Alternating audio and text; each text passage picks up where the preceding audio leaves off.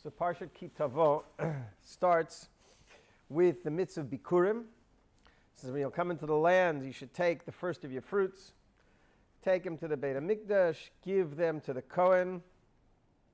And we know that you have to recite all the psukim that have to do with Yetziat Mitzrayim that are brought in this week's Parsha. And this is, of course, where the Haggadah is taken from. The whole Sipur Yetziat Mitzrayim that the Haggadah writes about are the same psukim that are brought over here. And he says, we start with Arami Ovid Avi. We went down to Mitzrayim. The whole history. And why is that? So that the farmer, so he can appreciate the sorry beginnings, the difficult beginnings of Klal Yisrael, where we came from. And then the person where he is now as opposed to where we were back then. And then the person, why does he have to go through the whole history of the Shibun Mitzrayim, of being enslaved in Egypt? I think the answer is simple. Is over here, we're asking the farmer to take the first fruit and to give it to Kohanim. Now, that's not so easy to do. You know, when the Torah asks you to give of the first fruit are very, very dear. It's the first fruit of the new crop.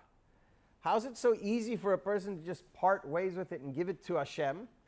So that's why he has to realize, the fact that we're even in Eretz Yisrael, the fact that we're free and that we're not avadim to para, the fact that we could own, that we could grow, that we could cultivate, that we could even have our own fruits is something miraculous. And so therefore, when the person goes through the entire story, so then he understands, what is the HaKadosh Baruch Hu actually asking of me? Very little, right? I owe him everything. I would have been a slave to Paro in Egypt had Hashem not intervened. So to give, it's hard, it's dear. The first fruits are very dear. But if that's all HaKadosh Baruch Hu is asking after everything he gave me, so it puts everything in the right perspective. And that's why it says, V'samachta. It's not enough to just bring the Bikurim. You have to be happy that you brought the Bikurim. If you bring the Bikurim and you feel like, that I lost something, I lost my fruit. I wish I wouldn't have to give it to the Kohen. I wish I wouldn't have to bring it to Yerushalayim. I would rather have it for myself. If I bring the Bikurim and I'm grumpy about it, so then I haven't fulfilled the mitzvah. So the Torah says, if you recite these psukim when you go and you gain the correct perspective on all the blessing that we have, and it's all as a result of Hashem, so then v'samachta. So then the fact that Hashem is asking us for this minor donation of the first fruit, we'll give it happily.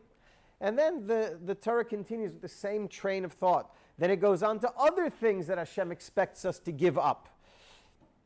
It says every 3 years we have to proclaim to Hashem that we've given all of our tithes, we've given the truma to the Kohanim, we've given our ma'aser to the Leviim, we've given all of our ma'aser sheni we've brought it up to Yerushalayim and eaten it properly, not in a state of oinen. We've kept the halachas, we've given all of our ma'aser ani to the aniyim, we've given leket, shich, and peh, we've given everything. And then we say to Hashem something that's very amazing. Right? We say to Hashem, basically, Hashem, asiti kechol asher tzivitani. I've done everything you've told me to do. Hashkifa mima'on kodshecha. Look down from your heavenly abode, ubarechet amchat es Yisrael, and bless the Jewish people on this land that you gave to our forefathers, a land of milk and honey. And Rashi says an amazing thing. What does hashkifa mean? So Rashi doesn't really tell us what hashkifa means over here. He tells us what it means more in Breshit, which we'll get to.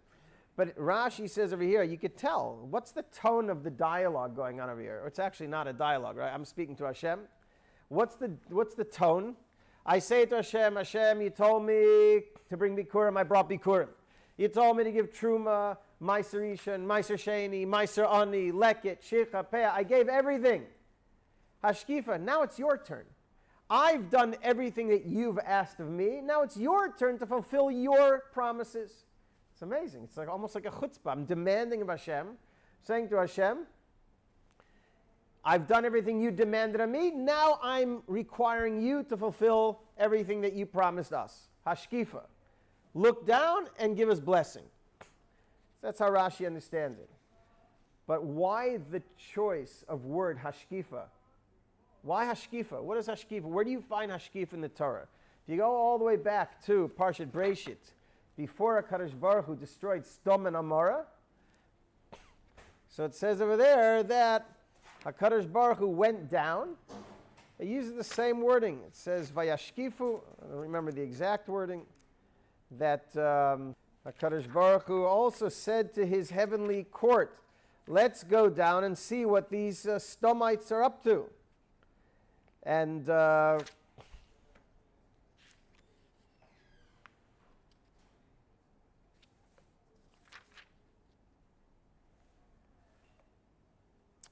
Vayashkifu al pnei Sdom. Vayashkifu al pnei Sdom. And Rashi says over here, Vayashkifu al pnei kol hashkafa shebemikra lera'ah.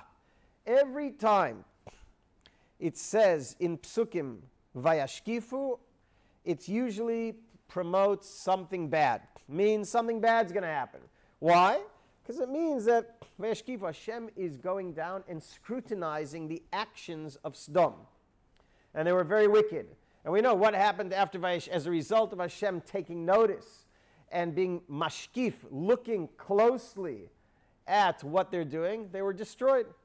So Rashi says all hashkifa in the Torah is bad except for in our Parsha, hashkifu mimon kodjecha, shegodol koach matanas aniyim shehofech midas harogiz l'rachamim. Rashi says an amazing thing. Everywhere where it says hashkif is bad except for in our Parsha. Why? Because usually when it says vayashkifu, that means HaKadosh Baruch Hu is coming to see the bad things that mankind are doing. And of course that doesn't bode well for anyone. When HaKadosh Baruch Hu gets into a yashkifu attitude, that means midas adin. Midas adin. But over here, we're saying to HaKadosh Baruch Hu an amazing thing. We're saying to Hashem, hashkifu, Hashem, I'm not afraid. I'm not afraid of your scrutinizing. Yeah, take a look. Look at me as closely as you want. I've done everything you've said. Done everything you've said. And if a person can make such a statement that I've done everything you've said, and I've done it all correctly, so then I don't have to be afraid of Hashem's midas adin. Right? I could invite Hashem's hashkafa. I could invite Hashem's yashkifu, and I could say to Hashem, turn your hashkafa into the good. Normally, when you're mashkif, when you look at mankind, doesn't turn out so well because you're looking at the averos. Over here, I'm telling you, Hashem, look at the mitzvahs. Look at all the mitzvahs that we're doing. And if Hashem sees that we really are doing them, so then Rashi says, Kadosh Baruch Hu is rachamim, and Hashem gives us mercy. But that still doesn't explain the word hashkifu. I think the idea is, and I saw this written up as well, beautiful idea. The word hashkifu also, we know the word hashkifu as hashkafa. When we use the word hashkafa, what do we use it as? An outlook. What's your hashkafa on life? What is your outlook on life? So what's going on over here, both in Sdom and over here, is as follows. When HaKadosh Baruch Hu goes down to see what the Sdom people are up to, he doesn't care so much what actions they're doing. He wants to know what's their hashkafa. Are they doing their terrible things? I mean, we know Midrashim tell us they did terrible things in Sdom. They cut off people's legs. They were anti-hachnasas orchim, right? They covered up this woman in honey and let the bees devour her. They did terrible things. But are those isolated events of wickedness? Or is that the mindset? Is that the worldview that these people have? And HaKadosh Baruch Hu, Vayashkiv, Hashem went down and looked, and he found out, you know what? These are not random acts of evil. This is a hashkafa.